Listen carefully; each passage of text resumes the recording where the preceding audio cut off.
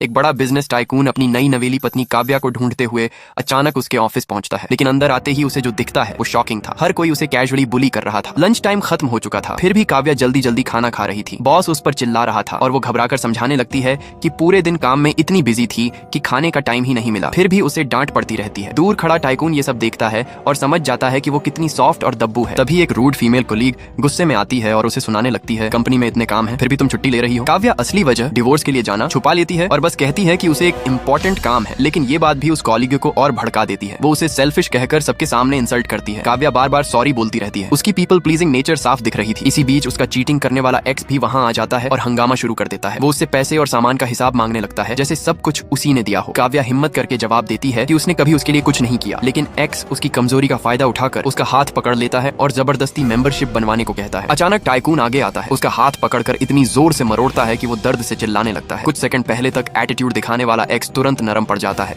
और बार बार सॉरी बोलकर वहां से भाग जाता है। लेकिन मामला यहीं खत्म नहीं होता। वही रूड कॉलीग फिर से काव्या को डांटने लगती है, प्रमोशन के चक्कर में बॉस को खुश करने की कोशिश करती हुई। इस बार टाइकून खुद बोलता है, गलती करने वाले को नहीं, विक्टिम को क्यों ब्लेम कर रही हो। उसकी बात सुनकर सब चुप हो जाते हैं। असल में वो इस कंपनी का डायरेक्ट मालिक नहीं है, लेकिन असली मालिक का सबसे पावरफुल रिलेशन है। एक कॉल में किसी को भी नौकरी से निकाल सकता है। काव्या का साथ देने के बाद वो उसे अपने साथ लेकर ऑफिस से चला जाता है। ये देखकर बाकी एम्प्लॉइज शॉक्ड और जेलस रह जाते हैं। अगले दिन जब काव्या ऑफिस लौटती है तो सबका बिहेवियर वन सोडी बदल चुका होता है। जो बॉस पहले उस पर चिल्लाता था अब मुस्कुराते हुए उसे मैडम कहकर बुलाता है। बाकी लोग भी उसे खुश करने में लग जाते हैं। इवन वही कॉलीग भी आकर माफी मांगती है। काव्या ये सब देखकर कंफ्यूज्ड और ओवरवेल्म्ड हो जाती है, लेकिन तभी उसकी तबीयत अचानक खराब होने लगती है। नौजिया, उल्टी जैसा फील, ये पिछले कुछ दिनों से बार बार हो रहा था। डरते हुए वो प्रेगनेंसी टेस्ट लेती है और तीनों टेस्ट पॉजिटिव आते हैं। उसके पैरों तले जमीन खिसक जाती है। वो याद करती है बस एक ट्रिप पर गई थी, वहीं पहली बार उस टाइकून से मिली। उसी दिन अचानक शादी हो गई। अगली सुबह दोनों एक ही बिस्तर पर थे और अब ये प्रेगनेंसी। सब कुछ इतना फास्ट हुआ कि बिलीव करना मुश्किल था। अगले दिन दोनों पैनामा जाने के लिए निकलते हैं, डिवोर्स फाइनल करने। लेकिन फ्लाइट से ठीक पहले एक इमरजेंसी कॉल आता है। कंपनी की एक आइलैंड प्रोजेक्ट में वर्कर्स को सैलरी नहीं मिली और सिचुएशन कंट्रोल से बाहर जा रही है। उसे डिवोर्स पोस्टपोन करना पड़ता है। ये सुनकर काव्या के दिल में अजीब सा रिलीफ आता है। शायद वो अब इस बच्चे को खोना नहीं चाहती। उसी वक्त उसकी माँ का फोन आता है। वो पहले से ही गुस्से में उसका इंतजार कर रही होती है। घर पहुंचते ही उसे डांटते हुए अंदर ले जाती है। पीछे पीछे टाइकून भी क्वाइटली फॉलो करता है। दरअसल इन सब घटनाओं के पीछे एक शॉकिंग सच था। टाइकून की दादी, वो अपने पोते के लिए जल्दी से परपोता चाहती थी, इसलिए उसने ये सारी एक्सीडेंटल सिचुएशंस क्रिएट की थी